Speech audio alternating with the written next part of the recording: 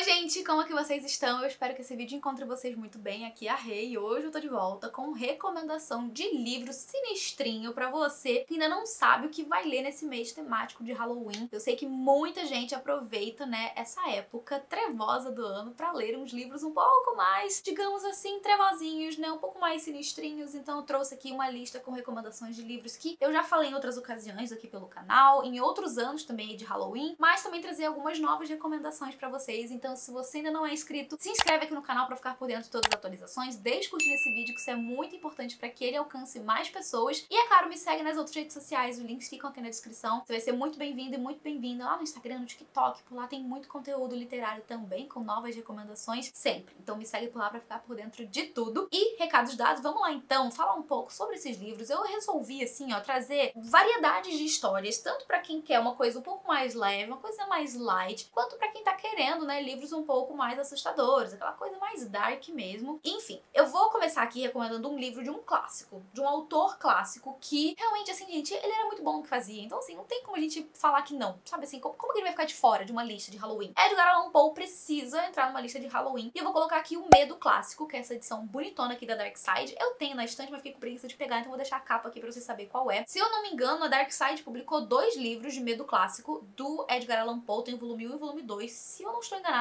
Mas o que eu vou indicar pra vocês é esse da capa preta, lindíssimo, por sinal, assim, uma edição belíssima, que tem ali várias histórias bastante assombradas. A gente tá falando aqui de contos, né? São histórias curtas, que você consegue ler bem rápido, porém, nem por isso vão ser histórias menos impressionantes, menos assustadoras. Tem um conto presente nesse livro, tem vários, na verdade, assim, que me surpreenderam muito, inclusive aquele da Casa de Usher, que inspirou outros livros, inclusive séries, filmes, adaptações, etc. Mas aqui tem um conto que se chama O Poço e o Pêndulo, e é uma das coisas mais agonizantes que eu já li na minha vida, e até hoje, quando eu lembro, eu fico assim um pouco cabreira. Vou recomendar pra vocês esse livro inteiro. Tem várias histórias muito boas, algumas mais longas do que outras. Tem inclusive um conto que vai ser um pouco mais de investigação, né, de suspense, assim, mais investigativo, que tem a ver inclusive até com uma janela. Enfim, é um conto muito legal, mas no geral são histórias um pouco mais, assim, assombradas, tá? Então recomendo muito esse livro. Todos os contos ali pra mim são ótimos, alguns me surpreenderam mais do que outros, mas no geral é um livro que eu recomendo bastante pra vocês. Aí outro livro que eu vou recomendar agora vai ser de romance, e é o livro Garotas em Chamas, da C.J. Tudor.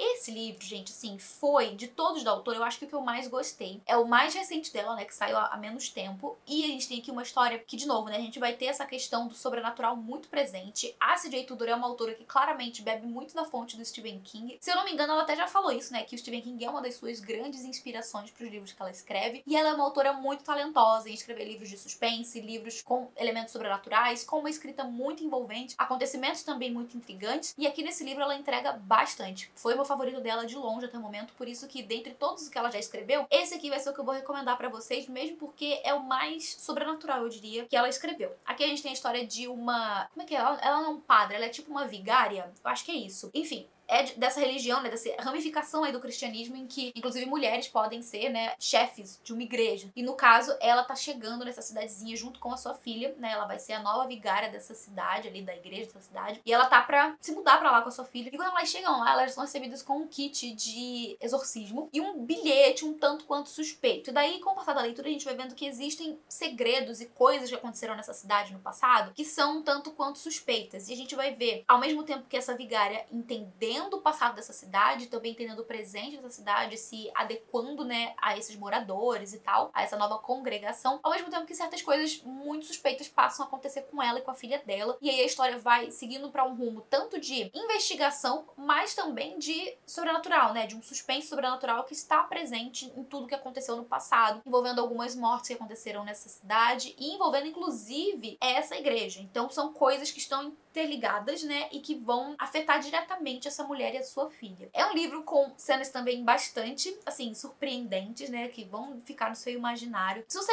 se impressiona fácil, acho que você vai conseguir também ficar impressionado com algumas cenas dessa história. E foi um livro que eu devorei de uma vez só, assim, eu fiquei viciada nessa história. E é um livro que eu recomendo muito pra você que curte, né, romance sobrenatural, suspense sobrenatural. Deixo aqui a recomendação pra você. Outro suspense sobrenatural que também não me deixou dormir enquanto eu não terminei essa história foi Desenhos Ocultos. Esse livro é um livro que divide muitas opiniões. Eu já vi muita gente que ama, muita gente que detesto, principalmente por uma coisa que acontece no final da história, né, enfim, que não agradou muita gente. Quando eu li esse livro, gente, falando assim da minha experiência, foi um negócio muito assim de abrir o livro, começar a ler e só conseguir sair do meu lugar quando eu terminei a história, porque realmente é muito intrigante desde o começo. Aqui a gente tem a história de uma jovem de, se não me engano, uns 21 anos, mais ou menos, que, como eu posso dizer, ela tá se recuperando de dependência química, e uma das partes ali, né, do seu processo de reabilitação através de uma clínica, né, enfim, coisas que são processos realmente que as pessoas vão passando até se ficarem, né, elas nunca vão ficar 100% livres, mas enfim, pra ir se reabilitando realmente e se livrando da dependência. Ela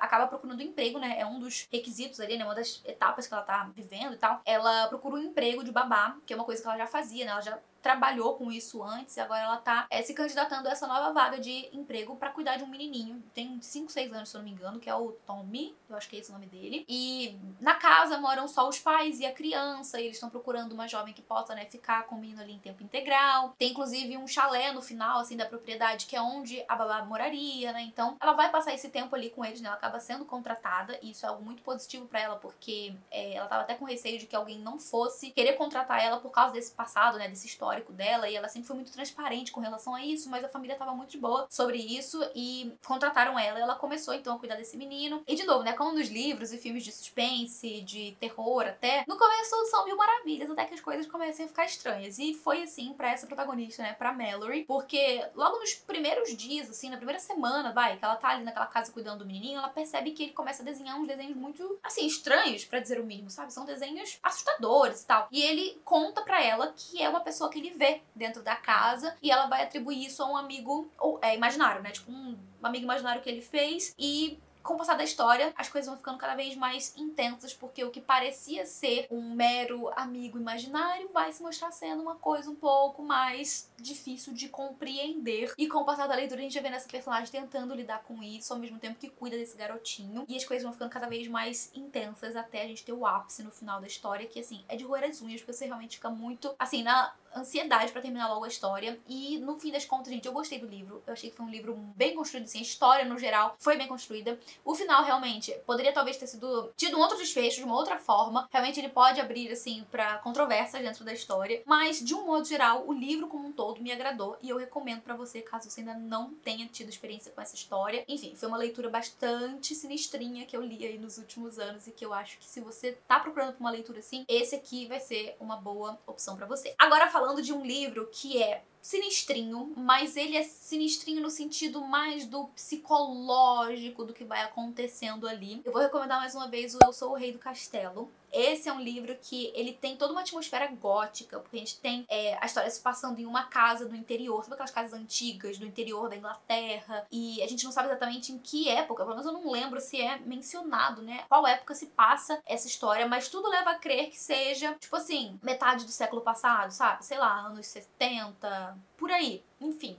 X. O caso é que a gente vai acompanhar esses dois garotos que são de famílias diferentes, mas que vão ser unidos por causa dos pais. O pai de um deles é o dono dessa casa e é o garotinho ali, né, que se acha, assim, superior a todos por causa da condição financeira e social ali do pai dele. Enquanto que o outro menininho, ele é filho de uma moça que vai ser contratada pra ser tipo a governanta da casa. Só que conforme a gente vai lendo, a gente vai ver que existe, né, um certo interesse desse homem por essa mulher, né, que vai além do interesse profissional, porém não é nada muito, assim, detalhado, mesmo porque tudo isso foca, né, toda essa história foca na visão desses meninos. Então, eles próprios, assim, não conseguem já pegar isso logo de cara, mas a gente vai vendo que existem algumas sutilezas que a autora vai trazendo ao longo dessa história que apontam pra isso. Só que, assim, esses dois meninos, eles vão acabar vivendo juntos, porque a governanta vai praticamente morar nessa casa e o filho vai junto. Então, eles vão basicamente conviver juntos e eles têm uma relação muito amarga, pra dizer o mínimo, por causa dessa relação, né, desse menino mais velho, desse comportamento desse menino, que eu não lembro se ele é mais velho, mas enfim, ele tem,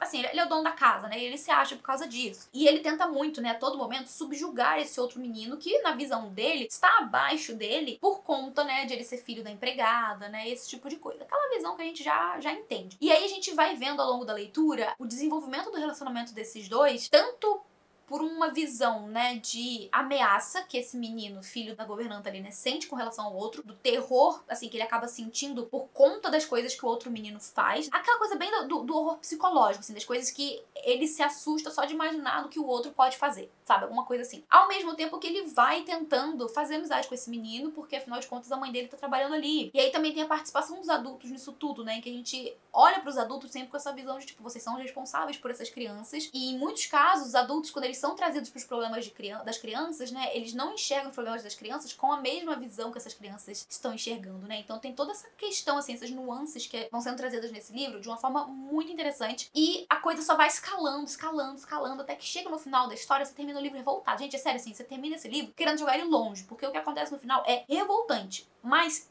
eu acho que tá bem nisso, assim, o brilhantismo dessa autora, que inclusive é a autora que escreveu A Mulher de Preto. Acho que é esse o livro que, inclusive, teve uma adaptação com Daniel Radcliffe. Enfim, né? Eu acho que foi muito brilhante o que ela fez aqui, porque ela mexe tanto com esses sentimentos, você termina o livro com aquilo muito à flor da pele, dá muito ódio. Mas eu continuo recomendando porque é um livro muito bem escrito. As tensões que são trazidas aqui são trazidas de uma forma muito, assim, latente. É como se você estivesse sentindo aquilo ali junto com os personagens, sabe? Então é um livro que, ele é, sim, sinistrinho, mas é um sinistrinho não tanto, assim, tipo, por sobrenatural, sabe? É mais o terror que uma pessoa é capaz de infligir a outra, sabe? Sim. É mais ou menos por aí. Daí um outro livro aí que, no caso, eu acho que é um pouco mais sinistrinho, porque ele tem objetos inanimados que tomam vida, né, e que se mexem, enfim. É O Silêncio da Casa Fria. Quando eu li esse livro, que eu fiquei, assim, sem palavras pra história, gravei um vídeo aqui pro canal na época. E esse é um livro que vai contar a história de uma mulher que ela tá recém-viúva e ela tá grávida, né, então ela perdeu o marido, tá esperando o filho do marido. E na época ali da história, né, que se passa mais ou menos, acho que no século XIX, por aí. Nessa época, as mulheres viúvas, elas eram tiradas da sociedade londrina, né? Tipo assim, como elas estão casadas, enquanto estão com os maridos ali, tá tudo bem. Mas uma mulher viúva já não tem mais, assim, né, serventia pra sociedade, sabe? Porque ela não tá mais disponível pra casamento, mesmo porque ela tá grávida, né? Então ela acaba indo pra uma casa do interior, que o marido tinha lá no interior. E é uma casa que, pelo que eu me lembro, ficou, assim, não bem abandonada, mas ela ficou desocupada por muito tempo. Então, basicamente, quem vivia ali os empregados, sabe? A galera que fazia manutenção da casa, que limpava, enfim, né? Que tava ali trabalhando. E aí ela acaba indo pra lá, se eu me lembro bem, com a prima dela, né? Pra essa casa. E ela agora vai viver ali e ela vai ter que aprender, né, tudo a respeito dessa casa, sobre esses funcionários, né, como ser realmente a senhora dessa casa. E ela já é recebida, assim, de uma forma não muito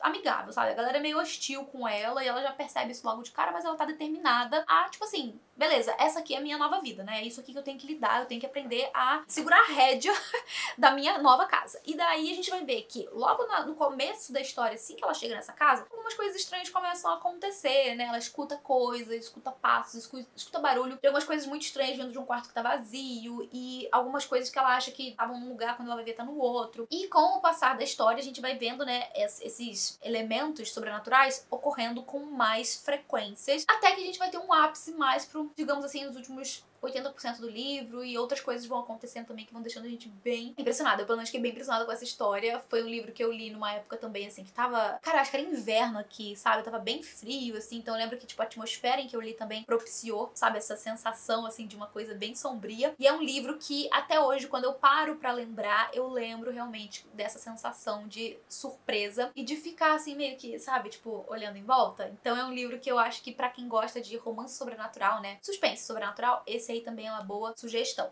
E por fim, vou sugerir um que eu acho que é pra mim, assim, um dos principais, até quando eu lembro de coisas sobrenaturais, eu tô com ele aqui em cima porque foi um livro que eu mencionei em um vídeo recente que eu gravei, que é O Iluminado, do Stephen King. Esse livro, ele, né, assim, boa parte da história vai se passar em um hotel e a gente vai ter uma família de um homem que vai ser contratado pra ser o zelador desse hotel enquanto ele vai estar fechado, porque vai estar naquele período de nevasca e ninguém visita o hotel, não tem nem como chegar no hotel por causa da localização onde ele tá. Então, basicamente, quem vive nesse hotel durante esse período de nevasca é o zelador e, no caso aqui, né, um dos personagens desse livro é o chefe dessa família que vai ser contratado pra trabalhar lá e ele vai levar a sua família junto com ele, que são sua esposa e o seu filho de uns 5 aninhos. E a gente já percebe desde o começo do livro que o filho dele é um pouco sensitivo, digamos assim, a coisas sobrenaturais. Ele é o que chamam de o iluminado, né? Porque ele percebe umas coisinhas ou outras, assim, que não são, né, talvez não sejam desse mundo, digamos assim. E quando eles chegam nesse hotel, né, que é um hotel muito antigo, de muito prestígio, grandes coisas aconteceram ali, coisas estranhas também aconteceram ali. Enfim, quando eles chegam lá,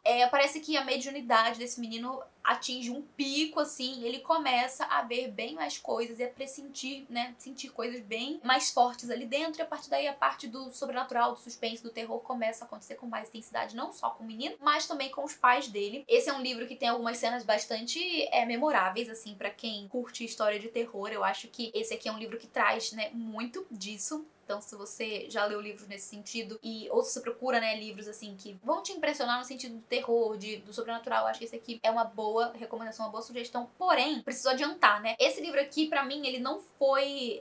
não me pegou logo de cara, não foi uma super leitura pra mim logo de princípio. Eu só fui realmente ficar presa nessa história, investida no que tava acontecendo por volta da página 200. Então, eu precisei chegar, tipo, mais ou menos na metade do livro pra eu realmente, assim, ficar presa na leitura e, enfim, devorar o restante, tá? Então, pelo menos eu precisei ter um pouco mais de paciência pra chegar, sabe, no pote de ouro. Não sei se vai ser assim contigo, mas se você pegar o livro e achar que o começo tá um pouco lento, eu acho que boa parte das pessoas vão ter também essa mesma impressão. Então tenha um pouco de calma, um pouco de paciência, porque você vai chegar na parte boa, prometo. Bom, gente, esse era o vídeo de hoje. Essas são algumas das recomendações aqui dentre os livros que eu já li, né, que são um pouco mais sinistrinhos pra vocês lerem nesse Halloween. Eu poderia falar de outros aqui, mas o vídeo ia ficar muito longo. Então eu selecionei aqui os que eu acho que são os que mais se destacam, sabe, pra você. E eu quero saber de você agora, se você já leu algum desses livros, ou se você recomenda algum livro que eu não falei nesse vídeo. Comenta aqui embaixo que eu vou ficar de olho nos comentários pra eu também pegar as minhas próprias recomendações com vocês, tá? Eu vou ficando por aqui, não sem antes agradecer aos meus apoiadores. Gente, muito, muito obrigada pelo apoio de sempre. A gente se vê no próximo vídeo. Um beijo grande